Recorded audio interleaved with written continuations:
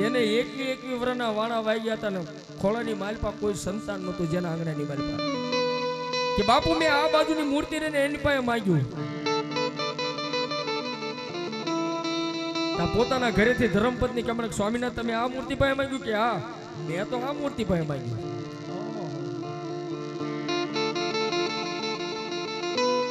અને તેથી મારા ભોળા બાવલિયા મારા મનર જોગીને આખીની માલપાથી આહુડા પડીને કહેવા મને કે એ માં